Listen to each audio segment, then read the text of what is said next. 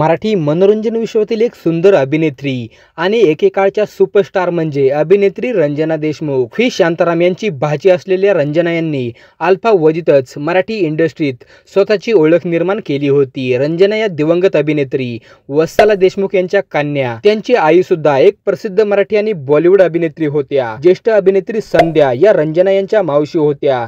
त्यांनीच रंजना यांना सिनेमातून ब्रेक दिला.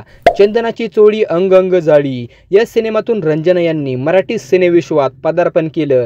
त्यानंतर झुंज या सिनेमात त्यांनी मुख्य भूमिका साकारली. तर अरे संसार संसार, गुपचूप गुपचूप या दोन सिनेमांसाठी त्यांना सर्वोत्कृष्ट अभिनयाचे महाराष्ट्र शासनाचे पुरस्कार मिळाले. बाल कलाकार म्हणून काम केलेल्या रंजना यांना खरी ओळख मिळाली ती चाणी या सिनेमामुळे. त्यांची ही भूमिका खूप गाजली. तर सुशीला सिनेमातील त्यांच्या अभिनयाचं खूप कौतुक झालं. एक उत्तम अभिनेत्री म्हणून त्या नावारूपाला आल्या. गुपचूप गुपचूप, गोंधळात गोंधळ, बिनकामाचा नवरा या सिनेमातून त्यांच्यातील विनोदी टायमिंगची समजही प्रेक्षकांना समजली. अभिनेते अशोक सराफ यांच्या बरोबरची त्यांची जोडी खूप गाजली. रंजना यांनी त्यांच्या कारकिर्दीत अनेक आघाडीच्या कलाकारांबरोबर काम केलं. अशोक सराफ, अविनाश मुसुरकर, डॉक्टर श्रीराम लागू, कुलदीप पवार, निळू फुले यांसारख्या अनेक मातंबर कलाकारांसोबत तितकाच दमदार अभिनय करत त्यांनी उत्तम अभिनेत्री म्हणून ओळख बनवली.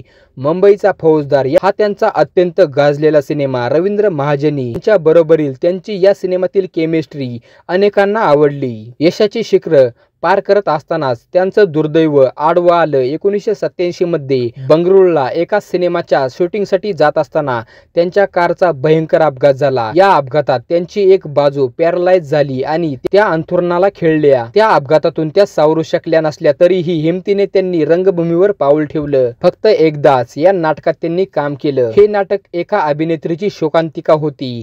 सुपरस्टार असलेली अभिनेत्री अपघातात सगळं गमावते असं या नाटकात दाखवण्यात आलं होतं. व्हील चेअरवर बसून रंजना या नाटकात काम करायच्या. हे नाटक म्हणजे त्यांचं आत्मचरित्र आहे अशी चर्चा त्या काळी प्रेक्षकांमध्ये होती. पण त्याबद्दल कधीच कोणतीही पुष्टी अभिनेत्रींच्या परिवाराकडून मिळाली नाही. इतकंच नाही तर अभिनेते अशोक सराफ यांच्याशी साखरपुडा झाल्याच्याही त्या काळी चर्चा होत्या. पण यावर कधीच कुणीही स्पष्टीकरण दिलं नाही. या नाटकात काम करत असतानाच 3 मार्च 2000 ला लोअर परेलमधील राहत्या घरी रंजना यांचं हृदयविकाराच्या झटक्यानं निधन झालं.